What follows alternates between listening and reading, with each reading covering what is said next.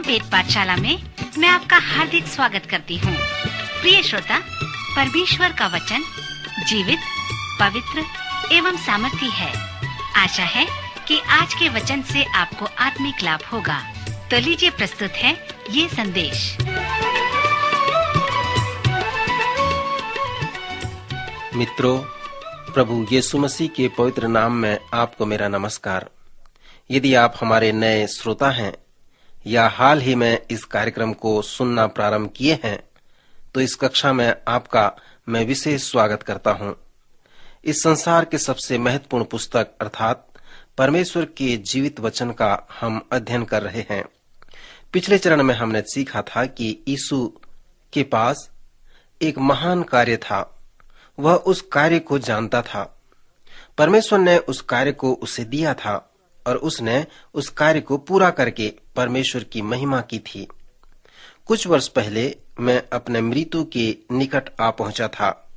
मैं कार चला रहा था और उसका एक्सीडेंट हो गया था और सीधा एक ट्रक में टकराया और गिर पड़ा था। मेरे पांव बुरी तरह फंस गए थे। दरवाजा खुल गया था और मेरी बाइबल व कापी बिखर पड़े थे।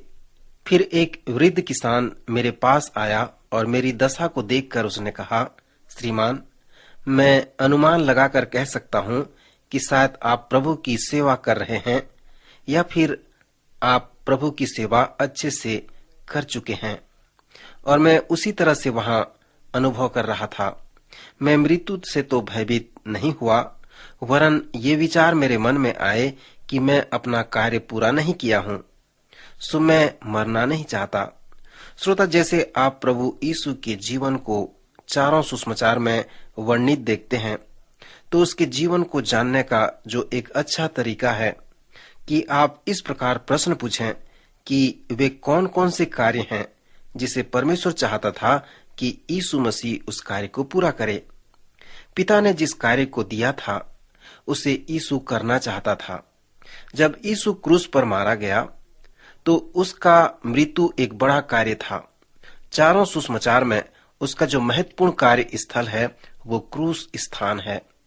अपने दुख व जीवन के अंतिम क्षणों में प्रभु यीशु ने क्रूस में से कहा, पूरा हुआ, और कहा, हे पिता, अब मैं अपनी आत्मा तेरे हाथ में सौंपता हूँ।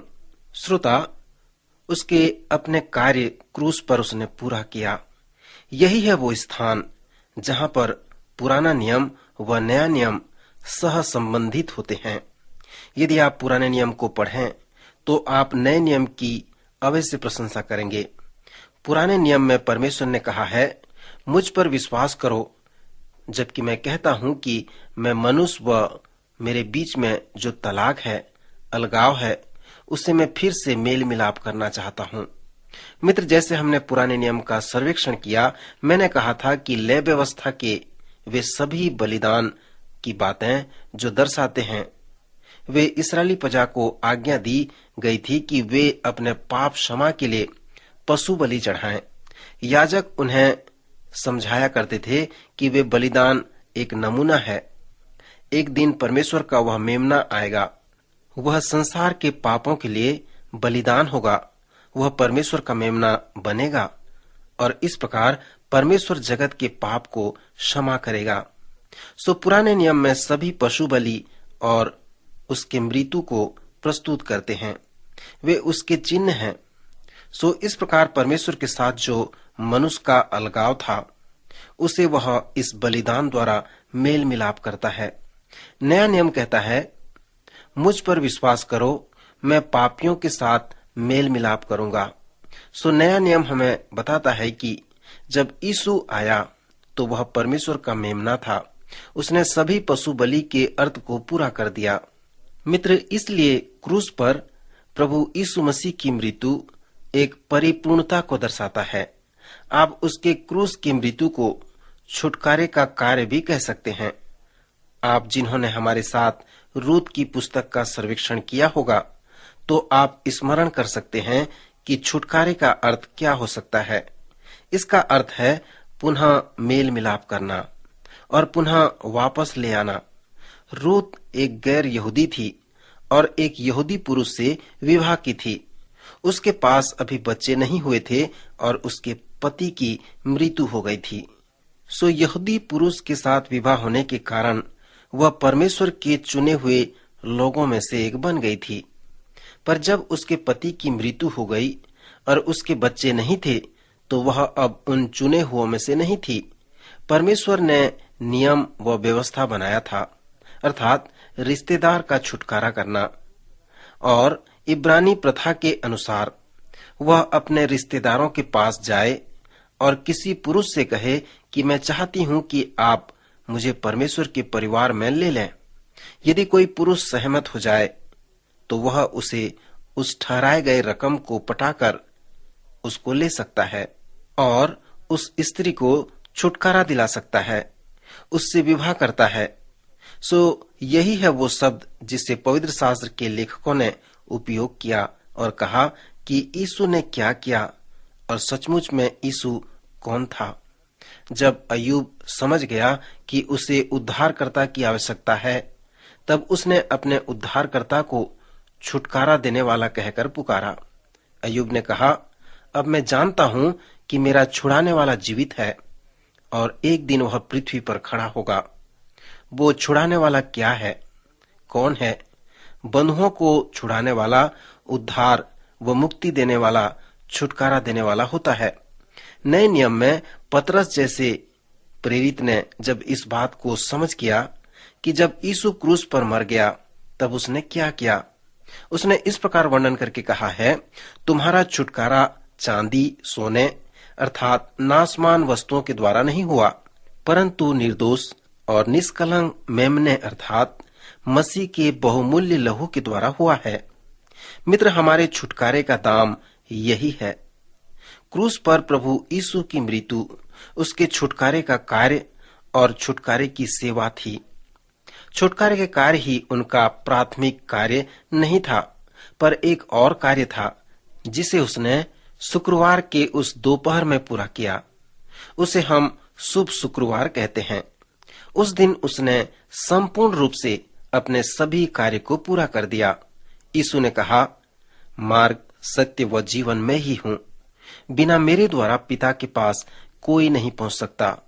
सो यूहन्ना 14:6 में उसने स्पष्ट रूप से बता दिया कि पिता के पास जाने का मार्ग मैं ही हूं।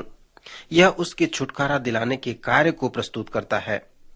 परमेश्वर के मेमने को छोड़कर और कोई दूसरा मार्ग परमेश्वर के पास जाने के लिए नहीं है। पवित्र शास्त्र के अनुसार क्रूस पर प्रभु यीशु की मृत्यु ही एकमात्र मार्ग है जिसके द्वारा हमारा उद्धार हो सकता है। प्रेरितों के काम उसके 4 अध्याय 12वें आयत में हम पढ़ते हैं, और किसी दूसरे के द्वारा उद्धार नहीं, क्योंकि स्वर्ग के नीचे मनुष्यों में और कोई दूसरा नाम नहीं दिया गया जिसके द्वारा हम उद्धार प्राप्त कर सकें। जब यीशु ने कहा, मैं ही सत्य हूं, तो वह अपने शिक्षा की सेवकाई को प्रस्तुत कर रहा था। जब यीशु ने कहा, मैं ही जीवन हूं, तो वह अपने अद्भुत व आश्चर्य सेवकाई को प्रस्तुत कर रहा था। श्रोता, इस बात को अपने मन में बसा लें कि यीशु ने ऐसा नहीं कहा कि मैं तुम्हें मार्ग दिखाऊंगा और जीवन व सत्य के विषय में बताऊंगा। उसने ऐसा नहीं कहा, परंतु उसने कहा, मैं ही मार्ग हूं, मैं ही सत्य हूं और मैं ही जीवन हूं। जैसे आप सुसमाचार को पढ़ते हैं तो प्रभु यीशु के आश्चर्य कर्मों पर ध्यान करें। आप सोचकर उन सुसमाचारों का शीर्षक यीशु के आश्चर्य कर्म या फिर यीशु द्वारा चंगाई के कार्य रख सकते हैं। लगभग 1/3 भाग सुसमाचार में प्रभु के आश्चर्य कर्मों का वर्णन है, चंगाई का वर्णन है। यीशु ने अनेक लोगों को चंगा किया। जब आप यीशु के चंगाई की सेवकाई को पढ़ते हैं तो आप अपने आप से इस प्रकार प्रश्न पूछें कि यीशु मसीह के चंगाई सेवकाई का महत्व आज मेरे लिए क्या है। नए नियम में इसकी सच्चाई यीशु मसीह के पुनरुत्थान के बाद आता है। जब आप प्रेरितों के काम नामक पुस्तक और अन्य पत्रियों में आते हैं तो उस सच्चाई को प्राप्त करते हैं कि यीशु मसीह जीवित है। यीशु मसीह मारा गया, गाड़ा गया, परंतु वह मृतकों में से जी उठा और वह आज भी जीवित है, वह लोगों में जीवित है। सो नए नियम में यह एक कटु सत्य है। नए नियम के अनुसार मसीह आप में है, सो यह एक महिमामय आशा भी है। वही यीशु जो 2000 वर्ष पहले इस पृथ्वी पर रहा, वह आज आपके और मेरे साथ में है। इस पृथ्वी पर 1/3 उसकी सेवकाई चंगाई के विषय में है। क्या आप ये विश्वास करते हैं कि जो मसीह हमारे साथ है वह आज भी चंगाई दे सकता है? हाँ मित्र, वह जरूर कर सकता है। सो मैं विश्वास करता हूँ कि चंगाई की सेवकाई यही है। यह हमेशा उसकी इच्छा है कि वह चंगाई करे। नहीं, ऐसी बात नहीं, वह हमेशा चंगा नहीं करता। उसने पौलुस को चंगा नहीं किया। यद्यपि पौलुस के पास एक महान चंगाई की सेवा थी, अपनी सेवा में उसने मुर्दों को जीवित होते देखा था, पर वह स्वयं बीमार था। उसने 3 बार परमेश्वर से विनती की कि यह मुझसे टल जाए, मुझसे दूर हो जाए, परंतु परमेश्वर ने कहा, नहीं, मेरा अनुग्रह तेरे लिए काफी है। जब तुम निर्बल होते हो तभी तुम बलवंत होते हो। मेरी सामर्थ तुम पर है। यदि मैं तुझे बलवंत होने दूं तो तू अपने बल पर भरोसा रखेगा। सो मैं तुझे कमजोर रखा हूं। फिर पौलुस ने कहा, मेरे कमजोरी में भी मैं तेरी महिमा करूंगा। अपनी निर्बलताओं पर घमंड करूंगा कि मसीह की सामर्थ मुझ पर छाया करती रहे। इस कारण मैं मसीह के लिए निर्बलताओं और निंदाओं में और दरिद्रता में और उपद्रवों में और संकटों में प्रसन्न हूं, क्योंकि जब मैं निर्बल होता हूं तभी मैं बलवंत होता हूं। मसीह ने पौलुस को चंगा नहीं किया। मेरे जैसे अनेक लोग हैं जिन्हें वह चंगा नहीं करता। मित्र, परमेश्वर सबको चंगा नहीं करता। जैसे हमने अय्यूब की पुस्तक में देखा कि यह संभव है कि वह उन्हें अनुग्रह देता है कि वे जीवित रह सकें। जैसे आप सुसमाचार को पढ़ते हैं तो यीशु मसीह के अद्भुत सेवा को देखें। इसमें कोई संदेह नहीं कि उसने अद्भुत आश्चर्य कर्म किए हैं और वह आज भी ऐसा कर सकता है। पिता ने जो कार्य उसे करने को दी थी उसे उसने पूरा किया। उस कार्य को करने में उसे रुचि थी और उस कार्य को करके उसने परमेश्वर की महिमा की। श्रोता, फिर से उन कार्यों के विषय में बताना चाहूंगा कि वे कौन कौन से कार्य थे। उसके पास छुटकारे का कार्य था, पुनरुद्धार का कार्य था, एक शिक्षा, महान सेवा उसके पास थी। अगले कार्यक्रम में हम उन सेवकाई के विषय में विस्तृत रूप से देखेंगे। यीशु ने कहा, मार्ग, सत्य और जीवन मैं ही हूँ। हमारे अगले चरण में हम प्रश्न पूछेंगे कि जब वह कहता है कि मैं सत्य हूँ तो इससे उसका क्या तात्पर्य है। मित्र, क्या आप उस यीशु को जानते हैं? शायद आप उसके विषय में जानते होंगे, परंतु क्या आप सचमुच में उसे जानते हैं? मैं आपको आमंत्रित करता हूं कि आप उसे जानें।